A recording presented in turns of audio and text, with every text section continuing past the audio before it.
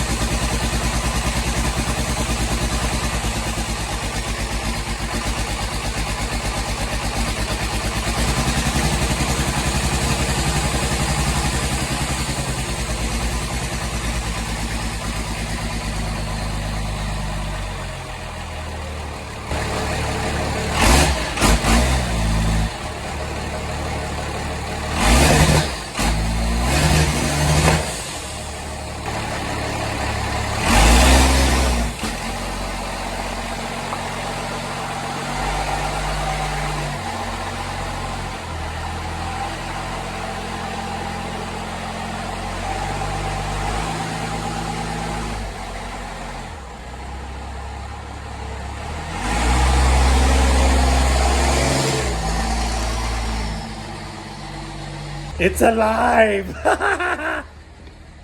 Here we go.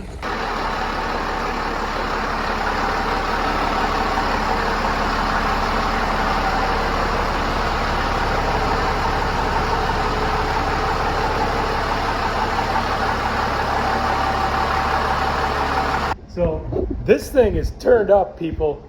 What is going on here? Look at this. I floored it and it was smoking the tires and all of a sudden, pop! Jeepers. The intercooler boot popped off. I don't know what's going on with this thing, but it is way more powerful than my my 96 Dodge. So here we go. I popped that intake horn off and I just ran a weld around the outside, just a really tall, crappy weld, so that when that boot goes over top of it, it can't pull off again. That should work pretty good. All right, here we go. Got this seat in there. It's, I think it's the third seat on the old Chevy Astrovan. I got one back there, so just took that out and it fits pretty good. It's a nice cushy seat. So I ended up just running some bolts. I had to make up some brackets on the bottom of the seat, weld them on and bolt this in. And then in the back here, you can see it in that. Right there, you can see I welded little slats on and that bar just slides through, so that works pretty good. All right, here we go. Got a bunch done today. See, I got a fender on. So that one's ready to go. I got that horn being powder coated because it blew off, so we fixed it so it ain't gonna blow off again.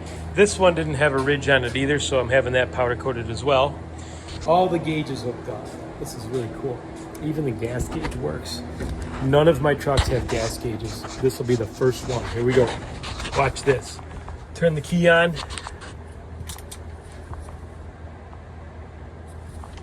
Look at that. They even have lights. If I turn the lights on, they light up. So gas gauge is working. When it starts, it has oil pressure, temperature works, volts work, even the speedometer works. I had it going up to 40 miles an hour. So without overdrive. We got to figure out that overdrive thing, which we're going to be doing here shortly.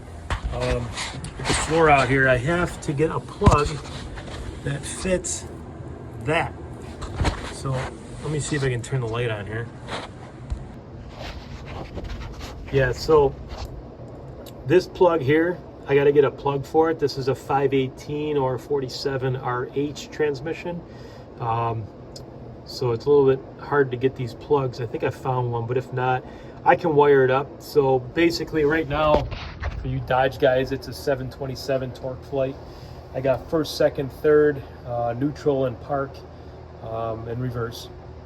But to activate the overdrive and the lockup, I gotta get a plug put on there, and I'm just gonna have some toggle switches hooked up. So I'm also thinking of making this shifter longer. It's a little bit short, so I might extend that out a little bit. So I took the gas tank straps off. I'm gonna have them powder coated as well. So right now it's just sitting there. But we got all the fuel lines, everything run, the gas gauge works, everything's good to go. I cleaned out the bed a little bit. That's a rat's nest there. But got the grill and stuff. Gonna get this thing all put back together. One fender on, one more to go. Here we go. All right, here we go.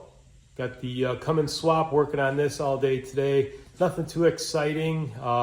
Put both fenders on. You can see it looks like a truck now.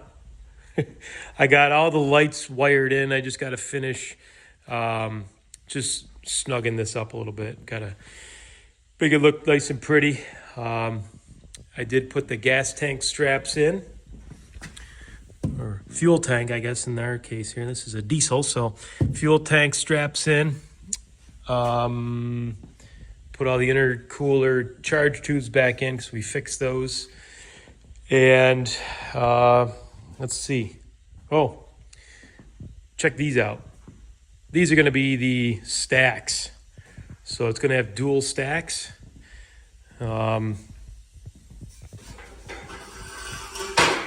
I literally took an old auger, cut it apart.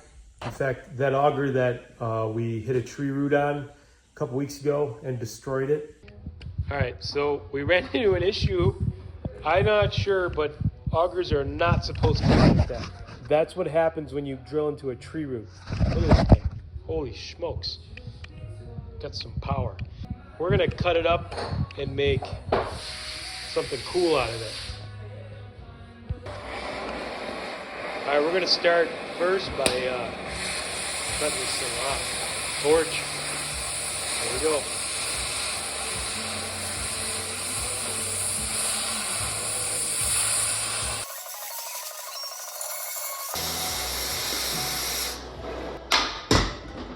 We got that knocked off, and let's fix it up. Here we go. All right, here we go. Cutting this off. Gonna make something cool out of it. Stay tuned. You're gonna like this. It's gonna be neat. I decided we're gonna make exhaust stacks out of it. So cut it apart and slid it on here. So this is some light gauge tubing, 3-inch. So we're gonna stand those up. We got 2 of them built. Gonna put one on either side of the truck. I held them up there and it looked pretty cool. So we'll get that going. Almost ready to drive this thing. I got the interior ordered, and yeah, here we go. All right, here we go. I got one of these stacks up on here. I think that's the right height. I think that's where I want to get it, right there. So in case you're ever building a 1946 Chevy with a 12-valve Cummins P-pump out of a 95 Dodge, the height is 1 bucket plus this. That piece of wood, that's the height. Anyways, that's what we're gonna do. So that should give us the right room, because we gotta come under here, under that frame rail, and it should be good. And I'm gonna make some better mounts than a bungee cord, but I think that looks pretty good. Here we go. Okay, here we go. Just an update on this.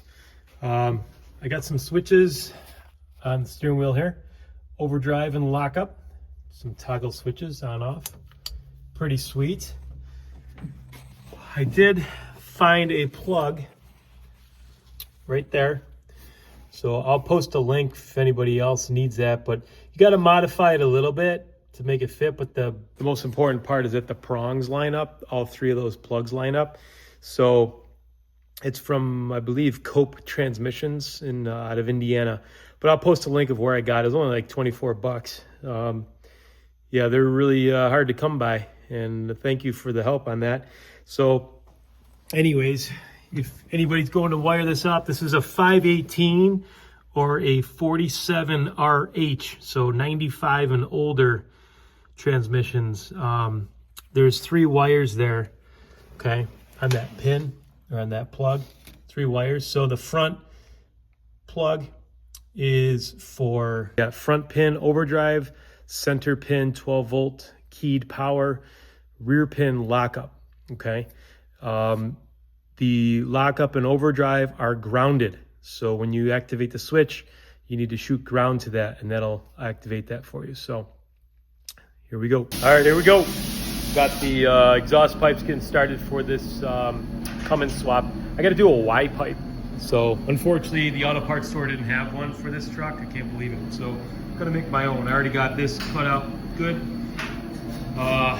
Over here, we're just gonna plasma cut the other side out, the opening, so we can weld that onto the one that's cut over there. There we go.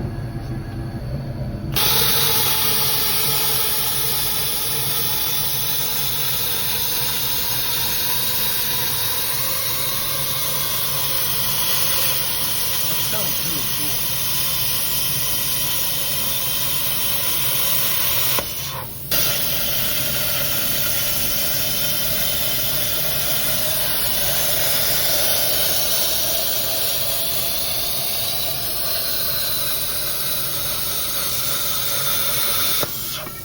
It is. Lay it on there. Let's see how it fits. So what we're going to do is we got the engine manifold coming into here, and then we got to split this coming to the driver's side. This is going to come back straight on the passenger side. I'll show you when we get under there, but here we go. All right, so this is going to be our Y pipe here. It's going to come off the engine here. It'll actually be in the truck the other way, but this will go across the other side of the cab. This is going to end up being cut off about here, and then we're going to have to do something like this to get out to the smokestack. So here we go. Listen to our wonderful Miller welder. Here, I'll put the camera right up to it. This thing's awesome. It's only about, what's this thing, like 1.5 years old? Listen to this thing. You'll hear it in the back. Yes. So, not a fan of Miller MIG welders, but Lincoln, you don't make a stinking MIG welder anymore. So I had to buy that stupid little thing.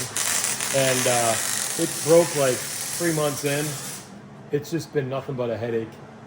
So just waiting for Lincoln to come out with something better. And I know ESAB makes stuff, but I just don't like ESAB either. So I'm just hardcore Lincoln. Here we go. So under here, I measured it out. I'm gonna cut it off. You can see that mark there. Cut it off there. That Y pipe we got is gonna slide on here. And then we're gonna scooch the pipe right behind this cross member. We're gonna come across here. And then we gotta extend it out here. And then come up straight up here. That'll be one side. Here we go.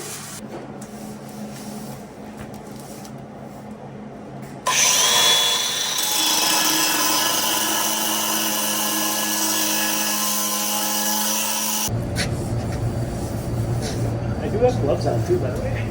But thank you for telling me.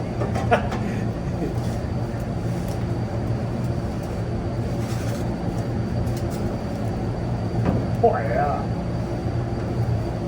That's perfect. All right. So we need an elbow. Grab me that other elbow, the one that I cut. That's laying there. The other half of the U.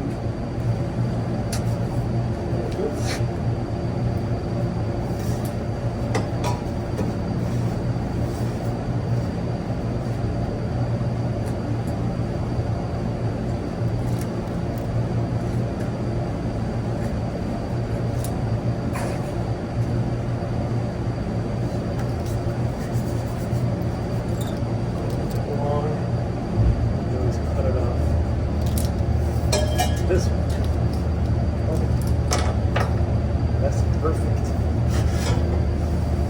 Right on that yellow line. Here we go. Just an update here. I know I left here with the exhaust Y pipe, so I got this thing going. Got this welded on the bed because this is our elbow. That's just a faker stack for now, but that's gonna go in there like that. I just wanted to put that there for level. So, but we gotta weld that pipe together there. Take you underneath, show you what you got. There's the stack over there. So under here, yeah, my car lift's not fixed yet, or up yet. I got a new car lift. Be a lot easier, but this Y pipe's done. So coming out, we're gonna hook over this way, and then this one, we're gonna sneak it right through here. Here's the pipe for that, the other side. So here we go. Okay, here we go. Just an update. We got both stacks on the truck. You see that? I think that looks pretty cool. I don't know, a little different, but finished the Y pipe on this side. I just got bungee cords holding it on right now. But yeah, we got the exhaust coming over there, and then I got a cross pipe going over this side. Coming over here, coming up. So kind of some fancy plumbing. There you go. That's it. And we got these things welded on, so be some supports. This is actually an old auger that I cut off, so I might use that as a clamp. I don't know. Weld it on there. Probably just weld this. I don't know. We'll figure it out. But yeah, it runs pretty good. Start it up here.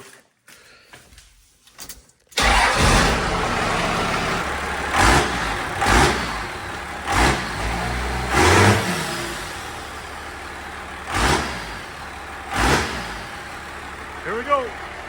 All right, here we go. Working on the Cummins swap. Got the exhaust all done.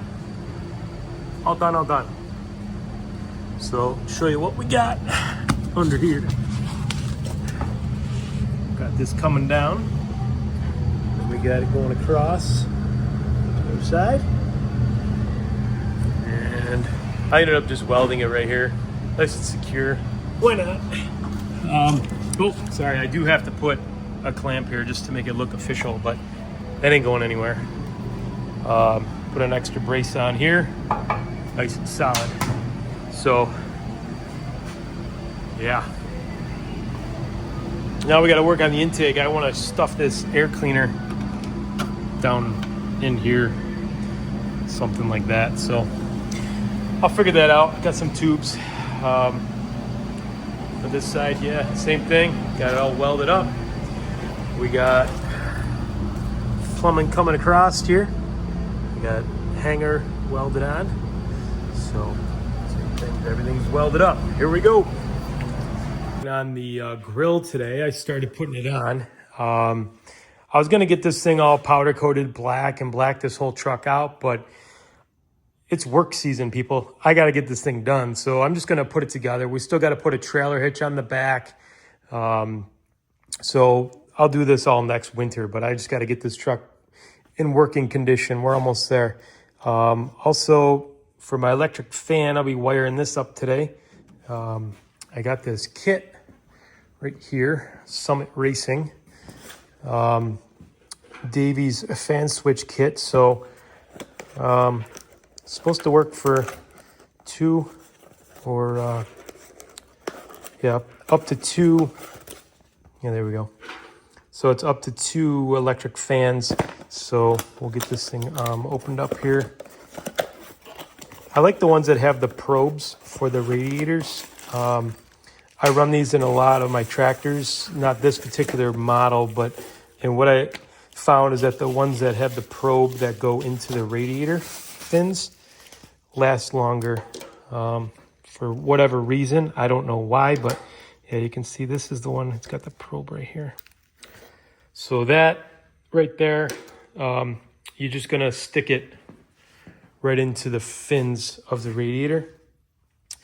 So like I said, I've run all kinds of different models, makes, and whatever over the years, because all my tractors and all my trucks have electric fans on them.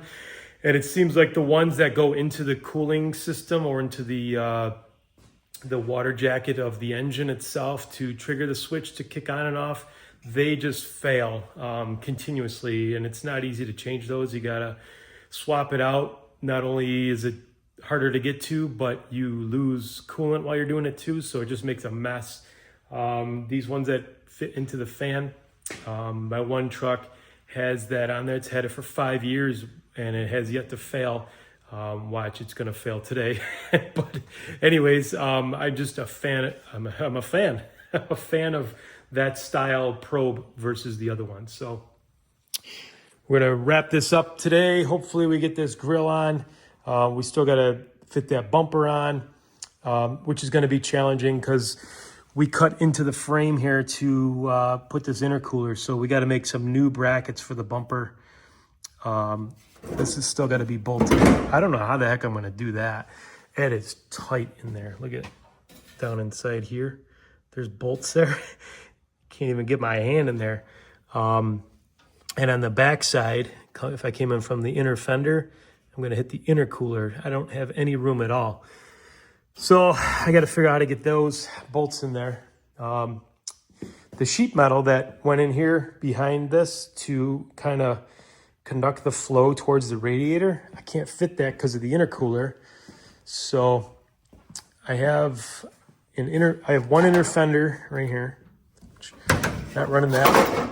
And then these pieces here, they got two of these. These go on the inside of the fenders, and then this is like a cowl that goes underneath the radiator to kind of force all the air up into the radiator itself.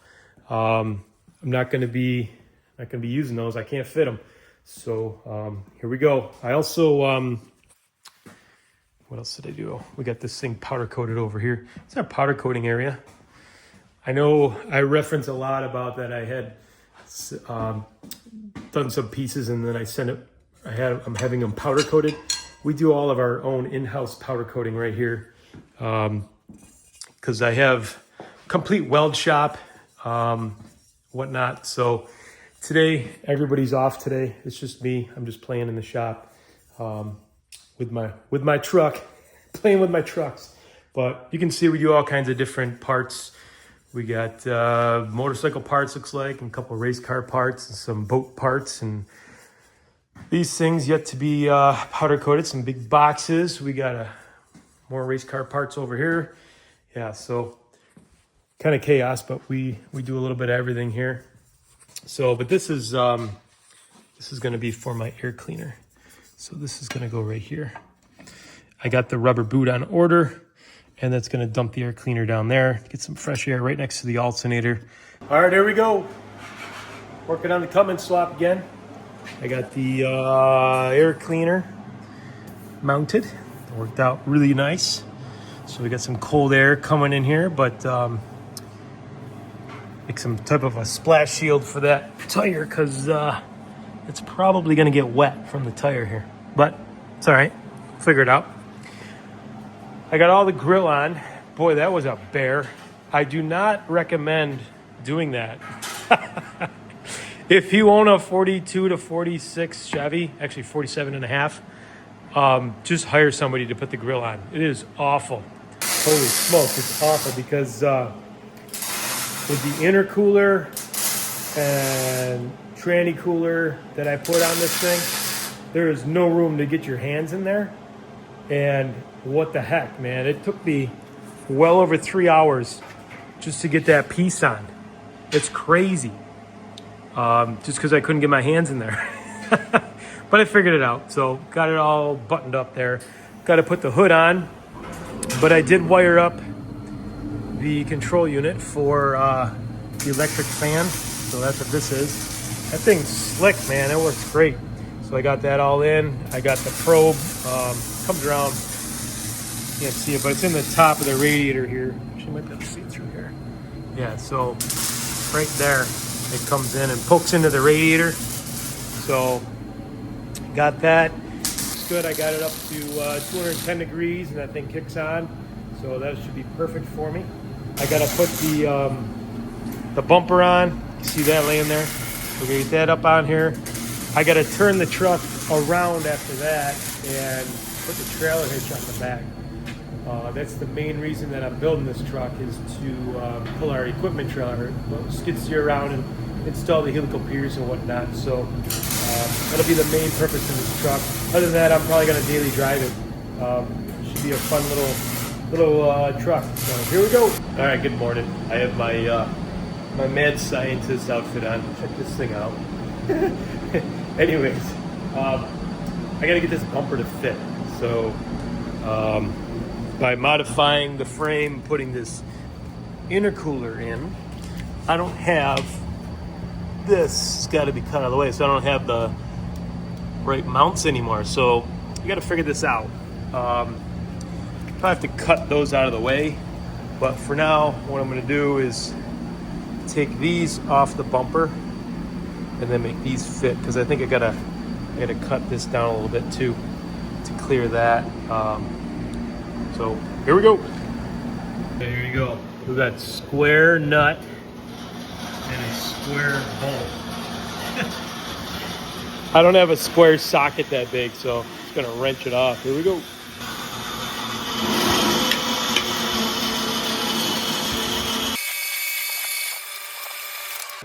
I got the plasma cutter out. I'm gonna have to notch this piece that I welded on there. Right there, see that white line? Yeah, just cut that out a little bit so that I can squeeze this in there.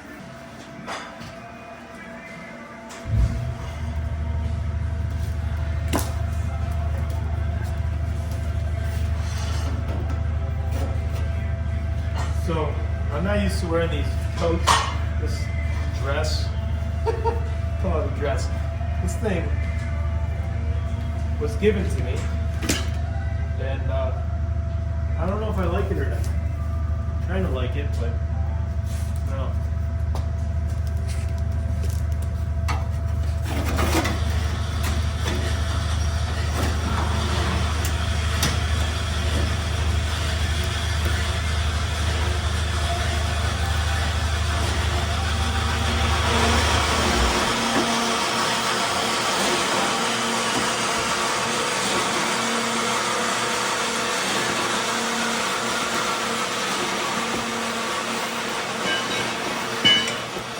Go. I shoved the license plate in there so that when I cut it, it don't burn the paint off the front of the truck. So that's what I did there. Let's see if we can't get you zoomed in here. Here we go.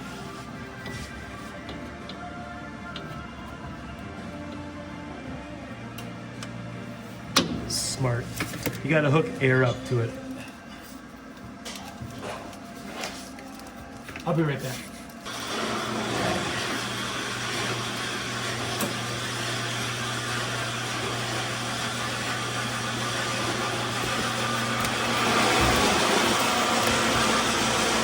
Here we go. Take two.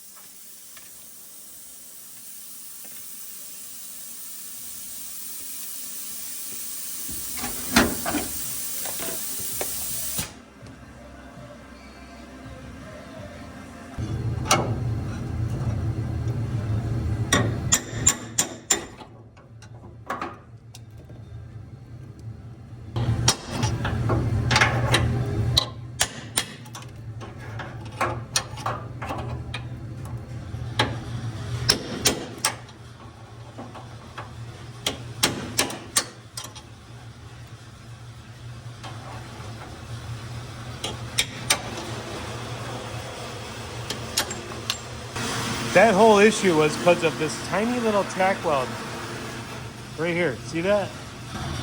That was an Annabelle tack weld that wouldn't break off. That's why we had to use a punch. She tack welds things forever. Jeepers. I cut it all around. I'm like, why is it hanging on there? And I'm beating it, and I see a little tiny tack weld. I go, oh, there it is.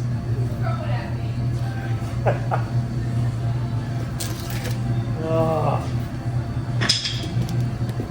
A little tiny tack weld.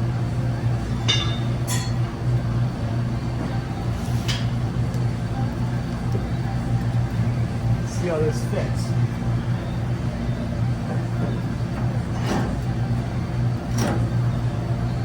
Give me a little bit more.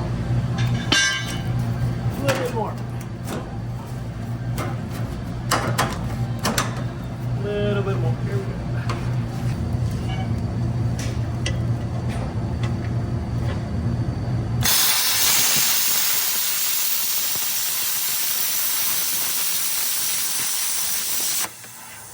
That's how it's supposed to be. So, get this in here. Gotta go up a little bit.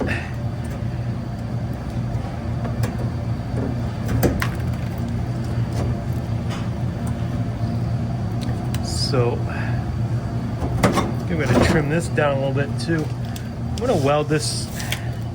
So, this thing is separated. It's supposed to be one piece. Well, this rivet broke, so I'm gonna weld that together right now, and then I'll see what we got to do to clean that up a little bit better. Definitely got to notch it. Here we go.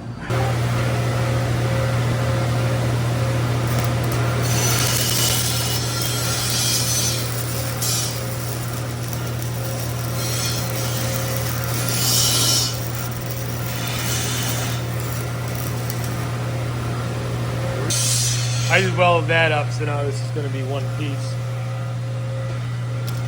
instead of two pieces, because there was a rivet, see there, but it broke off that side, so we're good to go now. Make sure it's still going to fit over here.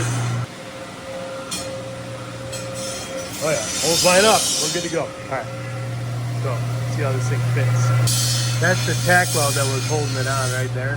So I'm just going to get the grinder and grind that out.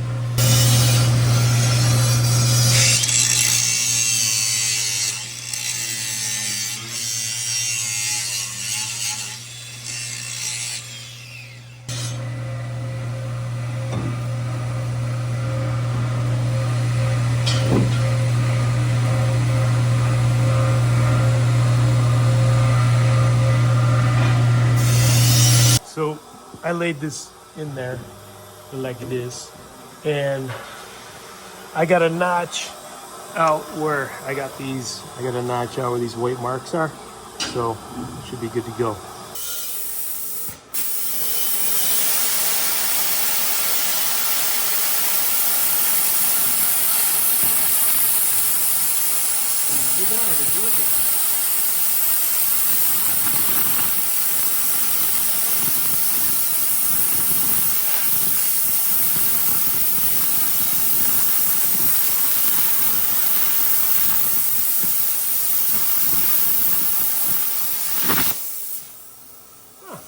I would have never in 1,000 years.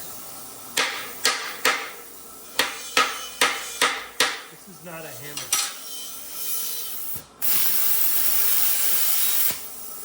Let me get the hammer over here. Cut through double layers of rusted old metal. Sort of. Okay, it didn't go all the way through. That's pretty good though. I mean, look at that. Cut through one layer, most of it all the way through, so let's try it again here. Flip it over.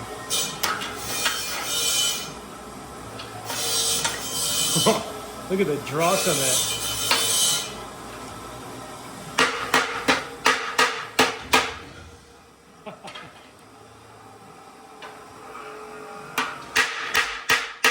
It's not the right tool.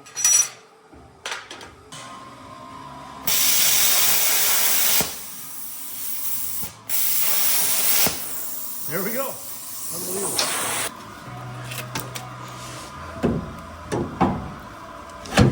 So push this into here.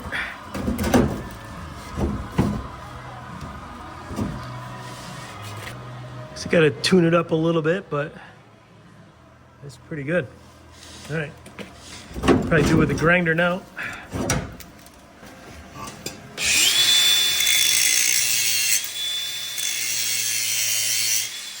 See how that fits. Just round it up a little bit.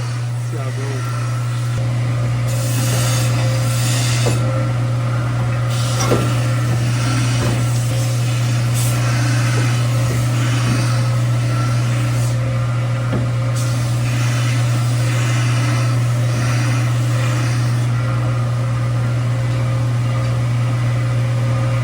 You still got to take some more out. Backside there.